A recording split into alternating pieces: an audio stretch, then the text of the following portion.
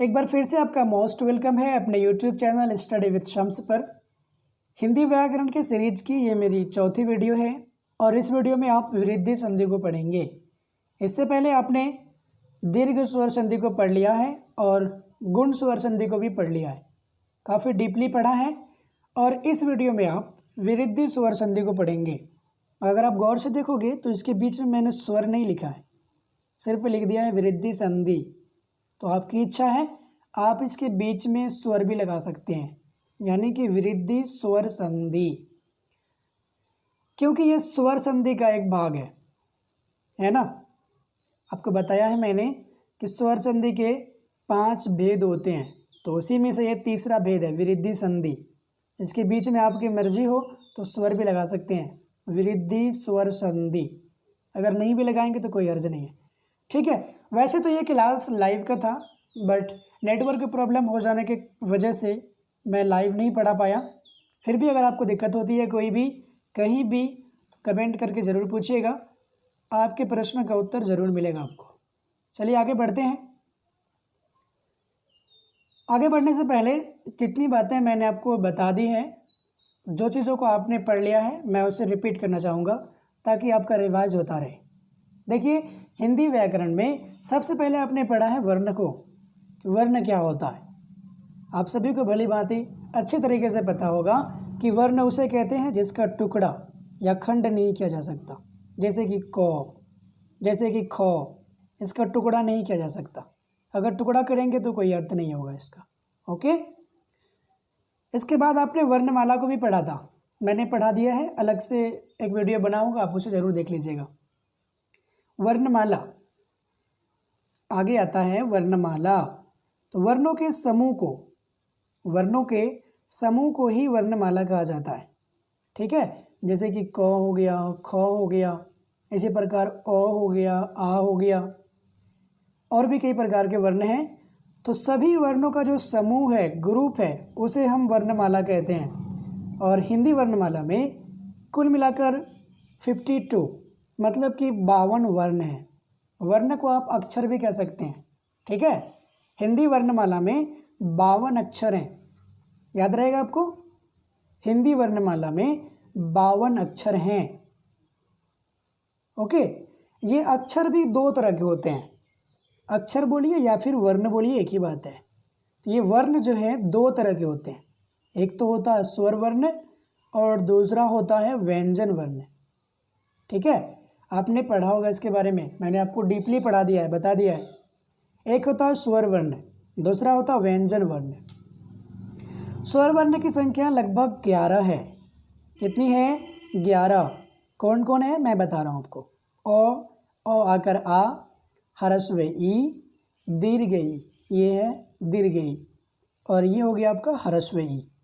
उसके बाद है ह्रस्व ऊ, उसके बाद है दीर्घ ऊ, उसके बाद है री, उसके बाद है ए, और है उसके बाद ए इस तरह होता है। उसके बाद है ओ,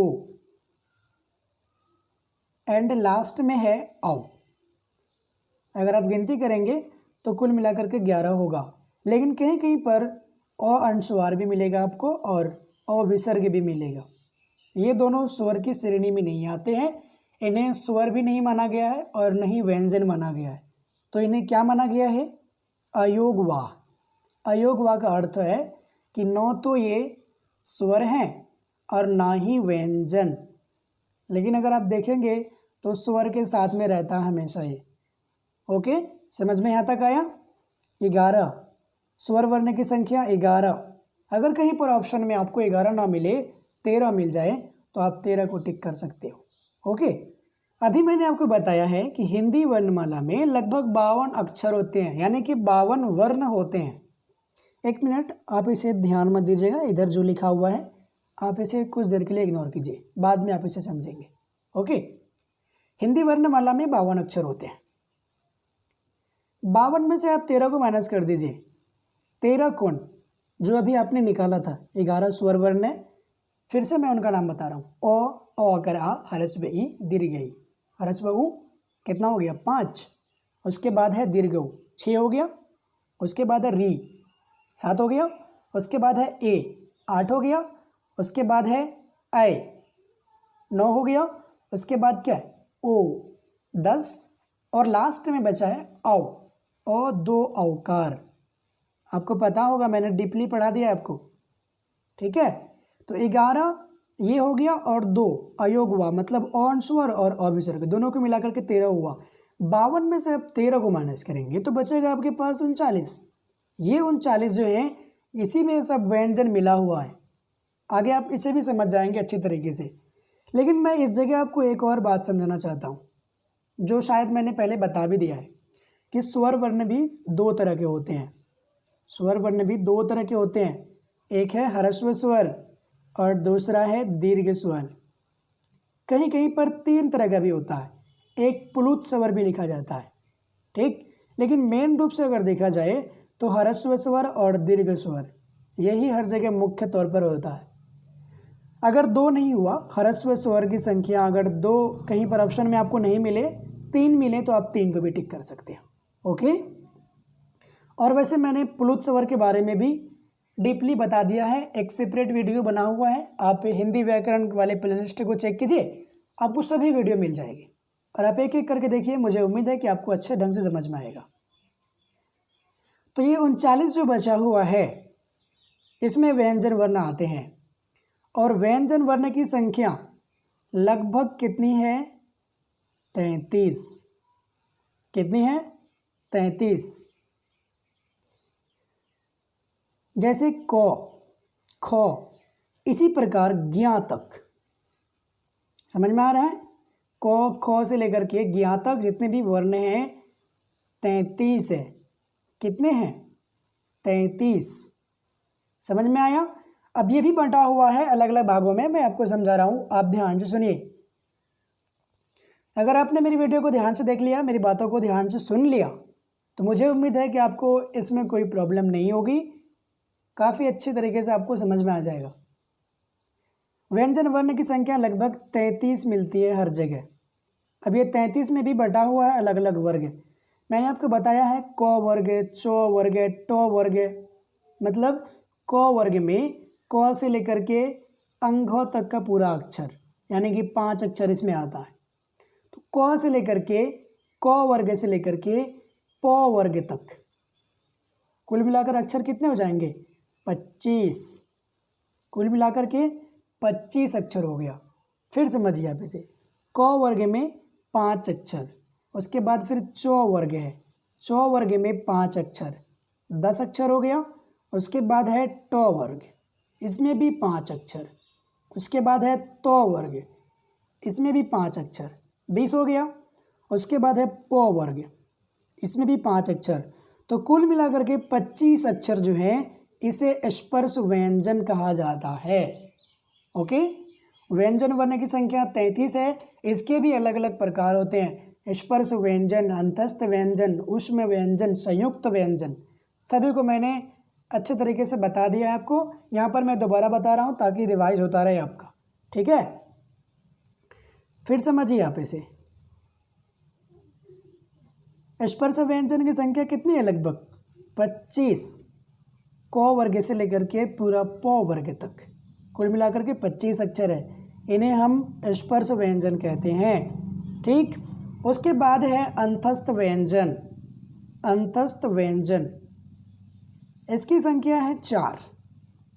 कितनी है तो 4।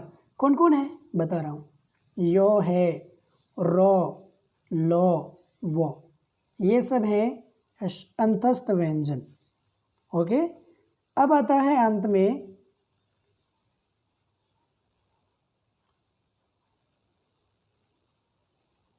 ऊष्म व्यंजन। अंत में आता है ऊष्म व्यंजन। ऊष्म व्यंजन की संख्या भी लगभग 4 है। कौन कौन है, तालव्य श, ये वाला। उसके बाद है मूर्धन्य स, ओके। उसके बाद है दंत स और उसके बाद है ह। ये चारों जो है ऊष्म व्यंजन है।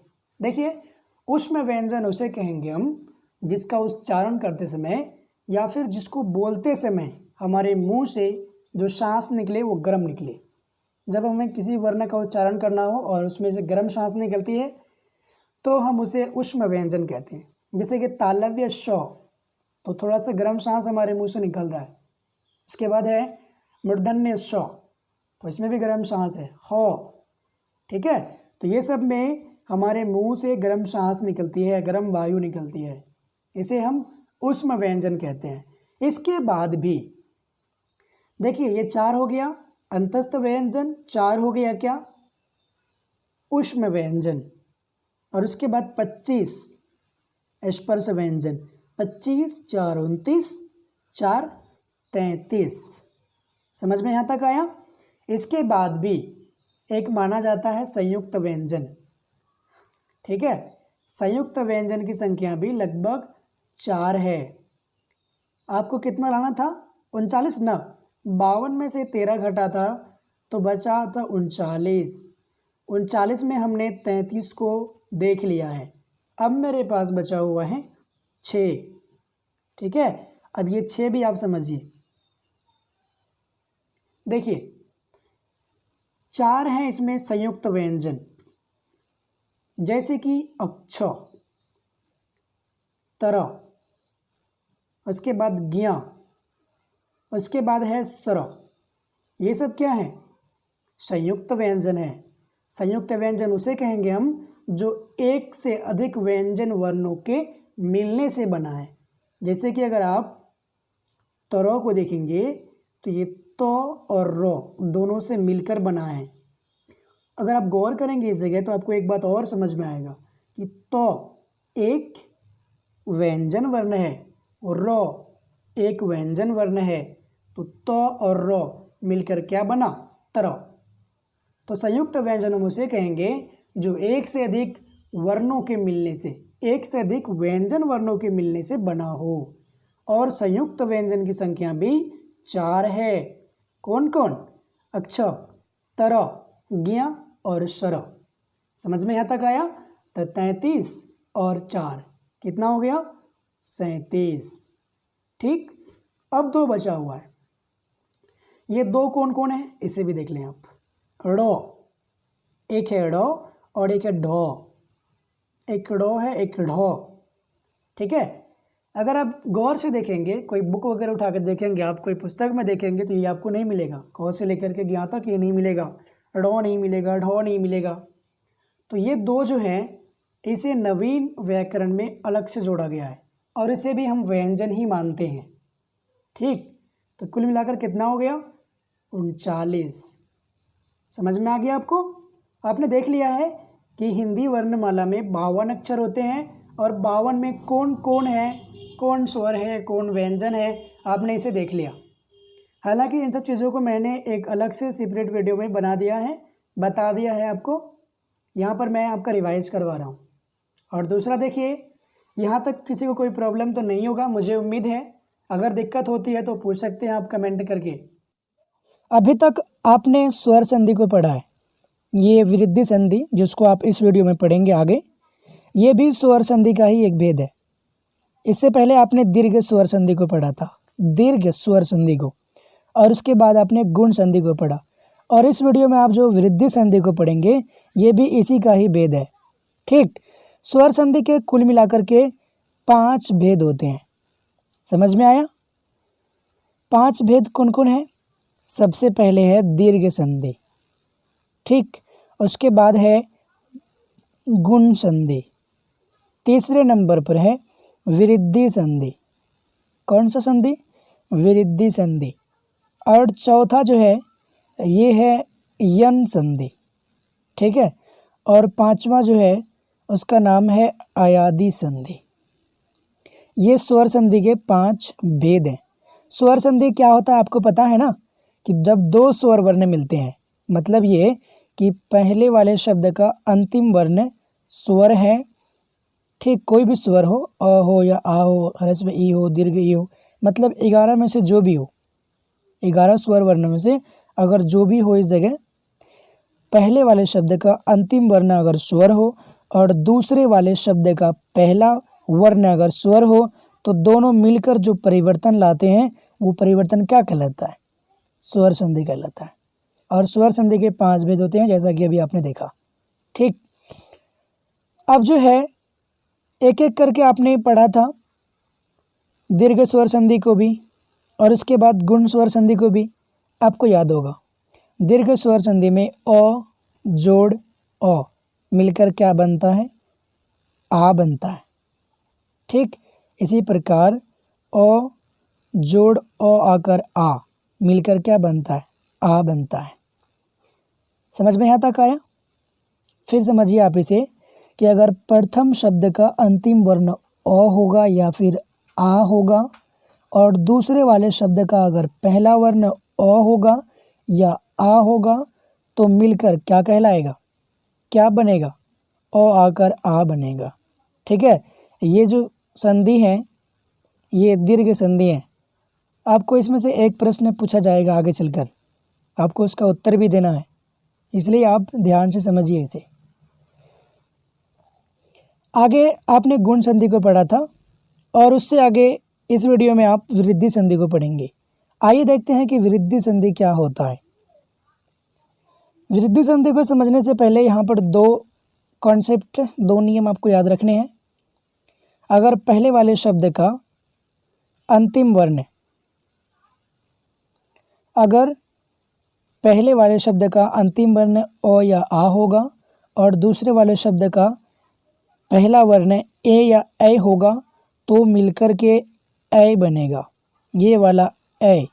और इसकी मात्रा कैसे होती है पता है ना आपको? इसकी मात्रा जो है कुछ इस प्रकार है, 2 ऐकार। ठीक, और यदि प्रथम शब्द का अंतिम वर्ण अ या आ होगा और दूसरे वाले शब्द का पहला वर्ण ओ या औ होगा तो भी मिलकर औ बनेगा। अ 2 औकार, इसकी मात्रा इस तरह होती है। ठीक, यहाँ से 4 चीज़ आपको समझना है। अ में अगर हम ए जोड़ेंगे तो भी ऐ बनेगा, अगर अ में आप ऐ जोड़ेंगे तो भी ऐ बनेगा। ठीक है, अगर आप आ में ए जोड़ेंगे तो भी ऐ बनेगा, अगर आप आ में ऐ जोड़ेंगे तो भी ए बनेगा। सब कुछ समझ में आएगा, आगे आप घबराइए मत, सब कुछ समझ में आएगा। एक एक उदाहरण पर अगर आप गौर करेंगे तो सब कुछ समझ में आएगा, काफ़ी आसान है ये। मतलब ये हुआ, इस जगह अगर आपको दिक्कत हो रहा है तो मैं दोहरा देता हूँ इसको, कि अगर पहले वाले शब्द का अंत में अगर अ है और दूसरे वाले शब्द के शुरू में अगर ए है तो मिलकर ऐ बन जाएगा। इसी प्रकार सभी नियम अप्लाई हो जाएगा इस जगह। ठीक है, और उसके बाद दूसरा है, अगर पहले वाले शब्द के अंत में अ निकलता है और पता कैसे करेंगे कि किसके अंत में क्या है नहीं है, तो यहाँ देखिए व्याकरण लिखा हुआ है ना, तो इसके अंत में अ है, व्याकरण। नौ क्या है? व्यंजन वर्ण है, इसमें अ छुपा हुआ है। तो अगर इसमें अ है, पहले वाले शब्द का अंतिम वर्ण अगर अ रहेगा और दूसरे वाले शब्द का पहला वर्ण अगर ओ रहेगा तो औ बनेगा। क्या बनेगा? औ। अगर इसी प्रकार पहले वाले शब्द का अंतिम वर्ण अगर अ है और दूसरे वाले शब्द का अगर पहला वर्ण औ है तो भी औ बनेगा। औ की मात्रा इस तरह होती है। ठीक है, आगे देखिए, अगर आप आ में औ को जोड़ेंगे तो भी औ बनेगा। समझ में आता आया? आगे बढ़ते जाइए, अभी आपको सब समझ में आएगा, काफ़ी आसान है ये। जब आकार या आकार के बाद ए या ऐ आए तो दोनों के स्थान पर ऐ हो जाता है। ऐ मतलब ये वाला। ठीक, इसे ही वृद्धि संधि कहते हैं। अ या आ जोड़ ए या ऐ मिलकर क्या बनता है? ऐ बनता है। मैंने आपको शुरू में बता दिया इन चीज़ों को। अब इनके एक उदाहरण पर गौर करते हैं।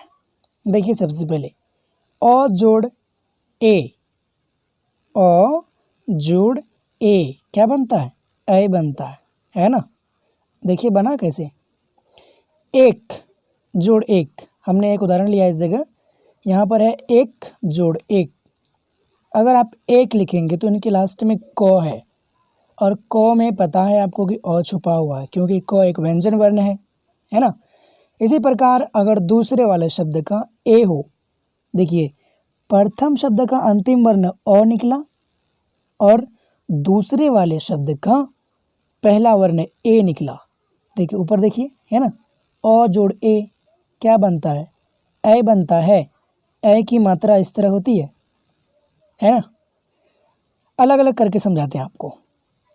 एक जोड़ एक क्या बनेगा? आगे देखिए क्या बनाएंगे, कैसे बनाएंगे, सब समझ में आएगा आपको। एक जो है ये यहाँ पर पहला शब्द है और इसका अंतिम वर्ण जो है ये क में अ लगा हुआ है, तो अंतिम वर्ण अ हो जाएगा। इसमें से अ निकला और यहाँ पर जोड़ है। इधर एक जो लिखा हुआ है इसका पहला वर्ण ए है, इसमें से हम ए निकाल लिए, तो अ जोड़ ए वही चीज़ है यहाँ पर। अ जोड़ ए क्या बन गया? ए बना। ठीक है।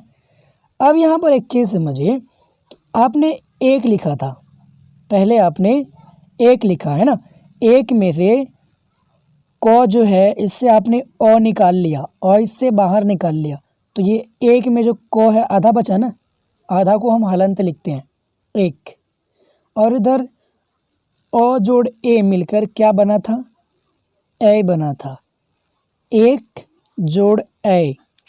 यहाँ तक समझ में आया आपको? फिर देखिए एक जोड़ ए, उसके बाद क्या है? बचा क्या यहाँ पर? इसमें से अ निकाले, इसमें से ए निकाले, अ और ए मिलकर ए बन गया, तो इधर क्या बचा?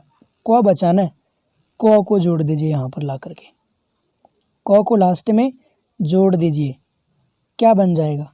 एक जोड़ ए जोड़ क बन जाएगा एक।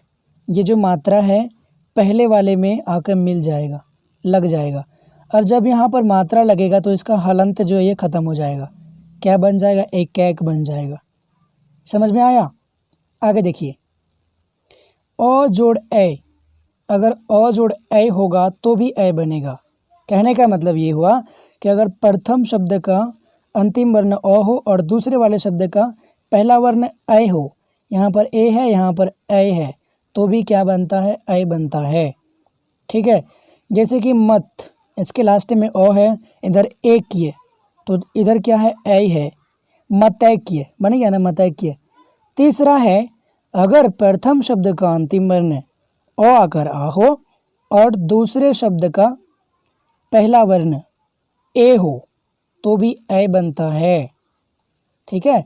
अंतर दोनों में है। यहाँ पर देखिए अ जोड़ ए, यहाँ पर अ आकर आ जोड़ ए, ये दोनों में अंतर है ना। देखिए इसको उदाहरण से आप समझ सकते हैं। तथा जोड़ एव, तथा जो आप लिखिए तो इसके लास्ट में क्या है? आकार है ना, आकार और एव, एव में देखिए शुरू में ए है, तो आकार जोड़ ए बन गया। उदाहरण देखिए यहाँ पर तथा जोड़ एव क्या बन गया? तथैव। ठीक। आगे देखिए अ आकर आ जोड़ ए, यहाँ पर देखिए ए है और यहाँ पर ए है, दोनों में अंतर है। और गौर करेंगे आप तो अ आकर आ जोड़ ए क्या बन जाएगा? ए बनेगा। जैसे कि महा, आप महा जो लिखे हैं तो इसके लास्ट में आ है ना, ये वाला। और ऐश्वर्य, ऐश्वर्य में देखिए यहाँ पर ए है, तो महा जोड़ ऐश्वर्य, महेश्वर्य। ठीक। आगे देखिए लास्ट नियम है कि जब अकार या आकार के बाद ओ या फिर औ आए तो दोनों के स्थान पर औ हो जाता है, औ। ठीक है। और औ की मात्रा इस तरह होती है। समझ में आया यहाँ तक? वही चीज़ यहाँ पर लिखा हुआ है कि अगर अ या आ हो और दूसरे वाले शब्द में पहला वर्ण ओ या औ हो तो दोनों के स्थान पर औ आ जाएगा। ध्यान से आप समझेंगे पूरा अपना 100% कॉन्सेंट्रेशन, 100% ध्यान अगर आप यहाँ पर देंगे तो ये आपके चुटकियों का खेल है। ठीक है। अगर आप यहाँ पर हैं, आपका माइंड कहीं और है, तो मुश्किल होगा समझने में आपको। आगे देखिए एग्जाम्पल से आपको बात समझ में आएगा। अ जोड़ औ, पहले वाले शब्द का अगर अंतिम वर्ण अ होगा और दूसरे वाले के शब्द के शुरू में अगर ओ निकलेगा तो हम आगे वाले शब्द में बराबर करके औ लगाएंगे। कैसे? जैसे कि दंत, तो लास्ट में ओ निकला इसके और इधर ओष्ठ, शुरू में इसके ओ है, तो दंत जोड़ ओष्ठ क्या बना? दंतोष्ठ। ठीक। और दूसरा वाला उदाहरण, औ जोड़ औ बराबर क्या बनेगा, औ बनेगा। मतलब ये हुआ कि अगर प्रथम शब्द का अंतिम वर्ण अगर ओ हो और दूसरे वाले शब्द के शुरू वाले वर्ण में शुरू वाला वर्ण अगर औ हो तो भी औ बनता है, ये वाला औ। उदाहरण से आपको समझ में आएगा। जैसे कि वन तो इसमें ओ निकल रहा है, इधर औषधि तो इसमें औ निकल रहा है, औ जोड़ औ क्या बनेगा, देखिए औ बनेगा ना। चलिए, वन जोड़ औषधि क्या बन गया, वनौषधि, वनौषधि।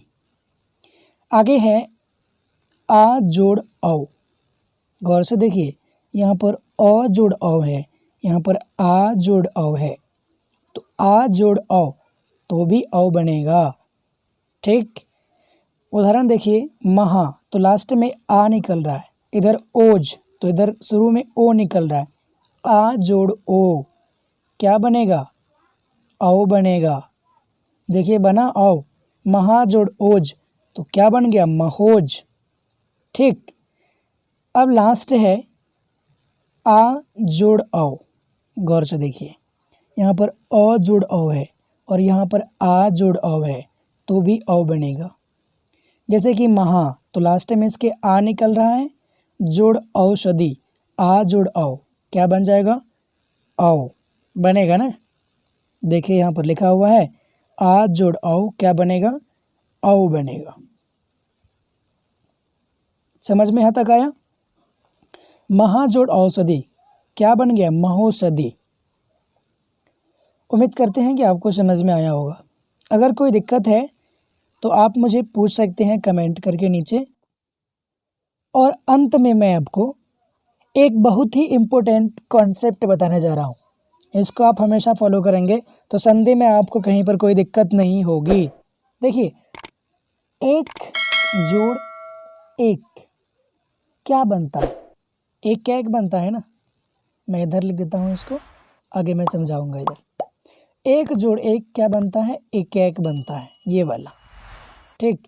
लेकिन बना कैसे, एक, इसके आपको पता होगा कि संधि में जो अभी मैंने बता दिया है कि संधि का पहला शब्द जो होता है उसका अंतिम वर्ण और दूसरे वाले शब्द का प्रथम वर्ण मिल करके विकार उत्पन्न करते हैं।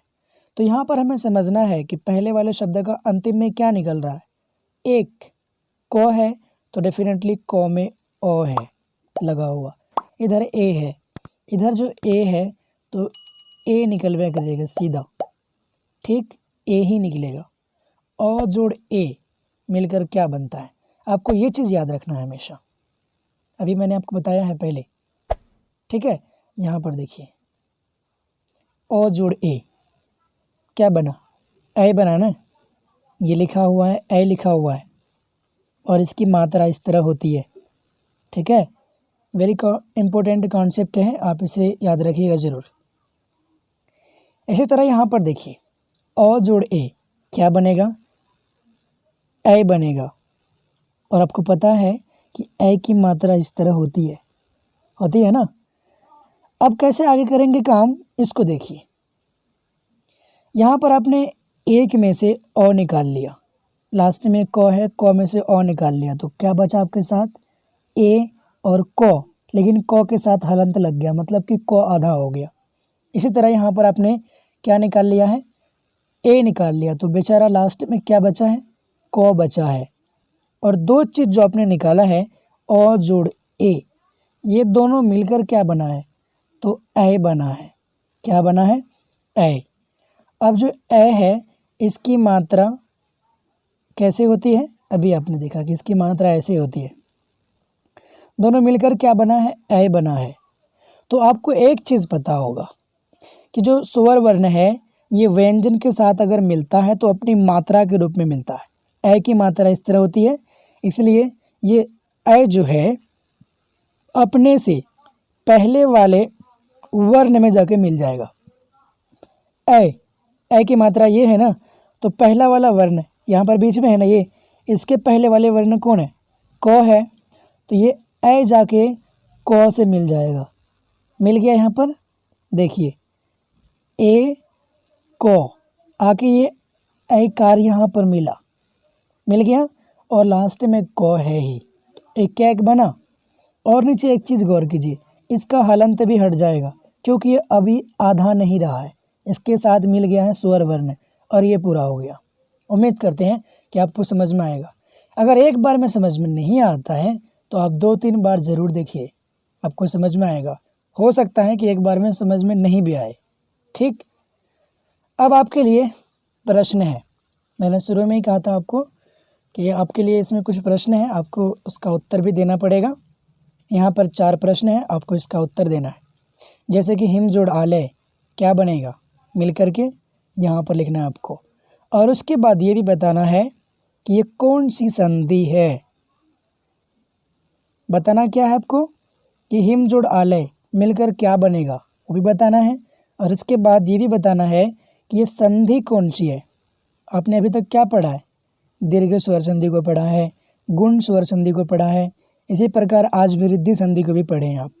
तो यहाँ पर देख के आपको बताना है कि ये संधि कौन सा है।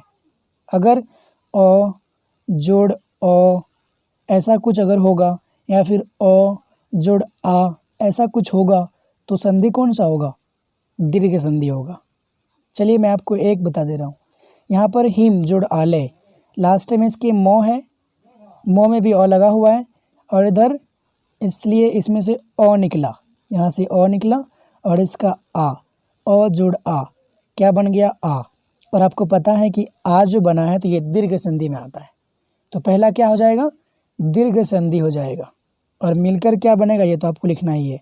इसी प्रकार यहाँ और एक ये है 2 3 और यहाँ पर 4, ये चारों का उत्तर आपको बताना है। आप मुझे कमेंट करके बताइए या फिर कॉपी में नोट करके टेलीग्राम ग्रुप में भेज दीजिए, वहाँ भी हम चेक कर सकते हैं। ठीक, अगर आप टेलीग्राम पर नहीं जुड़े हैं तो जुड़ सकते हैं, अगर आपकी इच्छा हो तो। वहाँ पर टाइम टू टाइम आपको कुछ नोटिफिकेशन मिल जाएगा और कुछ PDF भी आपको मिल जाएंगी फ्री ऑफ कॉस्ट। ओके, अगले वीडियो में मिलते हैं। Bye bye, take care.